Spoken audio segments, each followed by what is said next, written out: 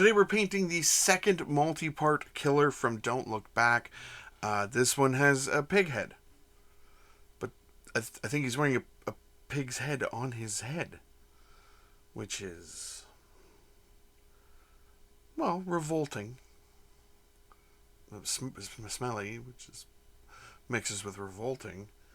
It's awful. So let's just move past it, I guess.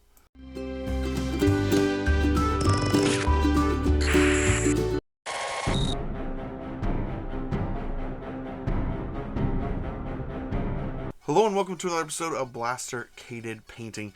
Today we are painting the second killer from the multi-killer pack. It's this guy. He's kind of bent over. I gave him an axe and a pig's head. He's a super cool miniature. The pig's head is the most disgusting idea ever because I don't think it's a mask. I think it's an actual pig's head. Which takes a lot of guts. Also a lot of insanity. Anyway, if you haven't been watching the channel all month, we've been doing Don't Look Back all month. Don't Look Back is a tabletop horror miniatures game based on like 80s and 90s slasher films by Blacksite Studios and written by Matthew Burns. You guys should definitely check it out. It is a ton of fun. They have a ton of expansions that just blow the whole game wide open, and yeah, and they're doing more. Like it's a fantastic game. Check it out. But enough of that jibber jabber. Let's paint this killer.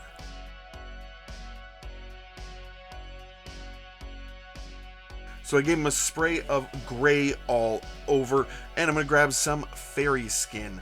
And this is just going to go on his hands and his feet. Basically where his human skin is showing. Not the pig skin. Now we're going to take some Goddess Glow, and this is going all over, yup, the pigskin.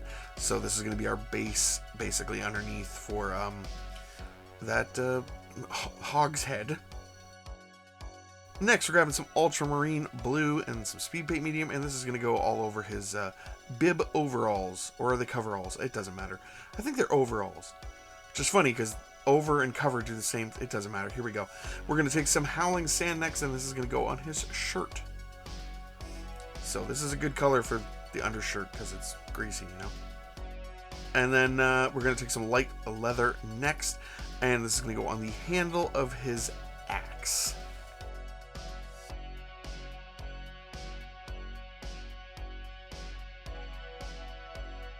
So I actually printed this character out twice because I wanted one holding an axe, and I also wanted one holding a sledgehammer. I really just wanted both, and I painted them the same way. That's kind of the best part about 3D printing. I got to have both without having to, you know, order another one. Just makes things so much easier when I can just 3D print them here. And I mean, not everybody can have one, but if you are able to get into 3D printing, I would look into it because it's definitely well worth the investment of money and time. Yep, you gotta learn to do it, you gotta do some fiddling, you gotta play around, but they're becoming easier and easier to use, and this is the resin 3D printing I'm talking about, and it's just so beneficial for games like this. I couldn't have got half the stuff for this game that I have unless I had a 3D printer, because ordering it from the States right now would have just been, well, lunacy. So, definitely look into it. Next, we're going to take some soft tone here, and this is going to go all over his undershirt. So we want it to look a little dirty, a little grimy. You know, he's the kind of guy that wears a pig's head. So next, we're going to grab some Jasper skin, and we're going to just start highlighting up basically the pig's head. So any of the places where the detail is raised, and we'll leave the Goddess Glow in the recesses, and yeah, layer up our pig's head. We're going to take some salmon next, and we're just going to do another quick little layer up on top of the pig's head. And again, stay away from the recesses and what we just painted. We're going to go over top, but just a thinner highlight and bring up that color. Now we're going to take some warm skin shade next, and this is going to go all over that fairy skin we put on his hands and feet. Next, we're grabbing some wolf gray here, and we're going to highlight up all of his coveralls, overalls. Did you guys look up what these are called? Google that, because I don't know. Coveralls.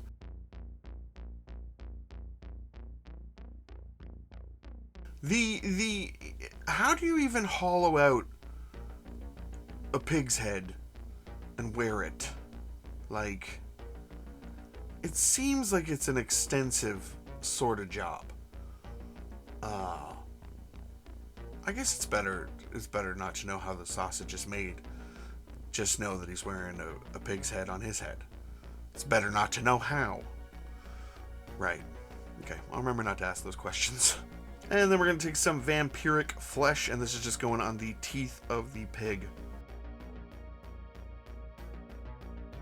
Next, we're grabbing some dark steel, and this is going on his axe, and then also the parts on his coveralls, and some sunburst ochre next. And this is just going to be some thin lines on the handle of his axe, just to make it a little bit more like wood grain, sort of. And we're going to grab some sunny skin tone next, and we're just going to highlight up his knuckles and some of the raised areas on his hands and feet. Just kind of bring those colors up a little tiny bit. And yeah, it's definitely a nice skin tone. We're going to grab some blue tone, and we're going to thin it down to sort of a glaze, sort of a wash consistency, and it's just going to go all over his overalls. We'll finish the base, and this guy is done.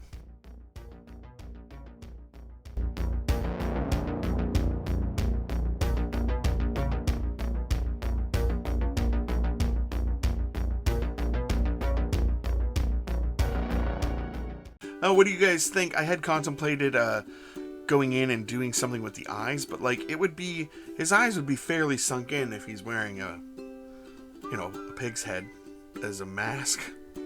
Oh, also, just a quick reminder, why don't you guys go check out Blastarcaded Playing. That's our other channel where we play games, and right now, for the whole month, we've been playing Don't Look Back. So if you wanted to see how the game's played and how easily you can lose, definitely go check that out. I would like to know what you guys think. Cool, not cool? I think it's a really cool design for a miniature and really cool design for a killer in a horror movie. I think this one, though, feels a little less 80s and 90s and feels a little bit more early 2000s horror. The pig head as a mask thing, I don't know, just seems a little bit later on in the movie world. What do you guys think? Let me know in the comments below. And as always, we want to thank our Patreon members, Charming Grenade, Richie Fender, LK, Blasterboy Mike, and Stuart Drake. Thank you guys so much for supporting the channel. I want to thank you guys for watching. Please remember to like, share, comment, subscribe. Tomorrow is Halloween. I am super excited, and we still have one more Don't Look Back video for you. So please have a great rest of your day and tune in tomorrow.